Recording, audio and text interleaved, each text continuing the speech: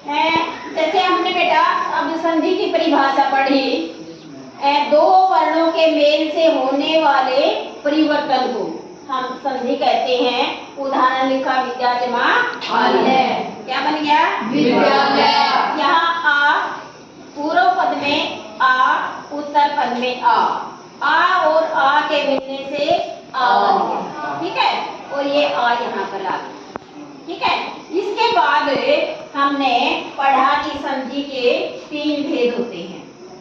Number 1 स्वर संधि, स्वर संधि को अर्थ संधि भी कहते हैं। नंबर 2 व्यंजन संधि, व्यंजन संधि को हरि संधि भी कहते हैं। और नंबर 3 है हमारी विसर्ग संधि। अब देखो बेटा, सबसे पहले हम स्वर संधि की परिभाषा पढ़ेंगे। स्वर, नाम से ही पता चल रहा है कि स्वर का स्वर के साथ मेल होने से जो परिवर्तन होता है उसे स्वर संधि कहते हैं। अब उदाहरण देखो, यहाँ पर लिखा हुआ है देव जमा आलय, क्या बना बेटा देवालय। अब यहाँ देव में यहाँ पर ए है इसके अंदर, और ये ए और आगे मिलने से ये क्या बना है आ।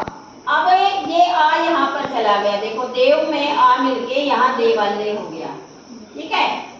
अब इसके बाद व्यंजन संधि की परिभाषा। व्यंजन का व्यंजन के साथ या फिर स्वर के साथ, भाई व्यंजन के बाद या तो व्यंजन आ जाए या फिर कोई स्वर आ जाए। व्यंजन का व्यंजन के बाद या फिर स्वर आने के बाद जो परिवर्तन या विकार होता है उसे हमें व्यंजन संधि कहते हैं। और व्यंजन संधि को बताया कि हल संधि भी कहते हैं। अब उदाहरण देखिए, सत जमा जन, यहाँ तय, तय ये व्यंजन है बेटा, और यहाँ जय ये भी व्यंजन है। तो व्यंजन के साथ व्यंजन आ गया तो यहाँ पर परिवर्तन हुआ, तय का जय बन गया, ठीक है। और ये तय हलन था तो ये जय आधा हो गया, सर्जन है।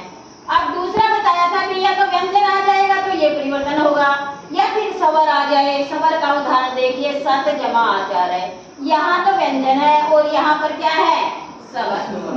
अब व्यंजन के बाद में स्वर आ गया तो भी परिवर्तन हुआ है, तो भी ये व्यंजन संधि बन गई। अब सदाचार है, यहाँ तय का तय बन गया, ये आ इसके अंदर मिल गया, सदाचार है। उसके बाद किया हमने विसर्ग संधि, विसर्ग संधि की परिभाषा।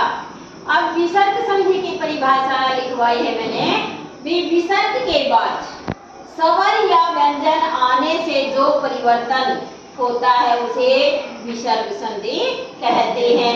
जैसे यहाँ पर देखो बेटा, मनय के बाद में विसर्ग है तो विसर्गों का यहाँ पर देखो ओ बन गया, मनय जमा रथ मनोरथ। अब पुनः जमा जय पुनश्चय, देखो यहाँ पर विसर्गों का श बना, तो ये होगी हमारी विसर्ग संधि। उसके बाद सबसे पहले आएंगे हम स्वर संधि पे। स्वर संधि की परिभाषा और उदाहरण हमने पढ़ा। उसके बाद स्वर संधि के भेद कितने होते हैं। अब देखो मेन भेद हमने ज्यादातर 5 भेद पढ़ते हैं। 5 भेद के बाद 3 हमारे ये पूर्व रूप पर रूप प्रकृति भाव ये भी होते हैं। अब देखिए सबसे पहले आता है दीर्घ संधि। कौन सी संधि है पहले? दीर्घ संधि। नंबर 2 गुण संधि।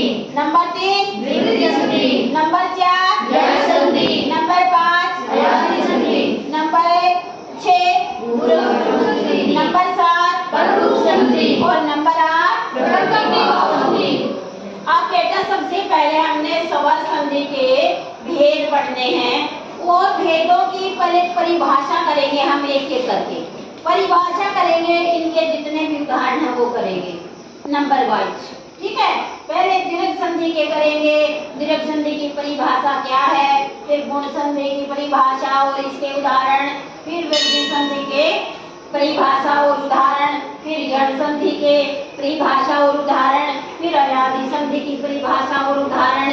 उसके बाद पूर्व रूप संधि की परिभाषा और उदाहरण करेंगे, फिर पर रूप संधि की परिभाषा और उदाहरण, फिर प्रकृति भाव संधि की परिभाषा और उदाहरण। तो आज बेटा आपने इतना याद करके आना है और कल फिर इनके उदाहरणों और इनकी अपनी भाषा अच्छे से विस्तार से फिर से हम पढ़ के आपको समझाएंगे। इतना आप ये अपनी उत्तर पुस्तिका में साफ साफ है, घर जाके इसको लिखना भी है और इसको याद करना है। इनके जो उदाहरण है वो भी अच्छे ढंग से लिखने हैं। लिखाई साफ साफ सुंदर होनी चाहिए, अशुद्धि बिल्कुल ना होनी चाहिए।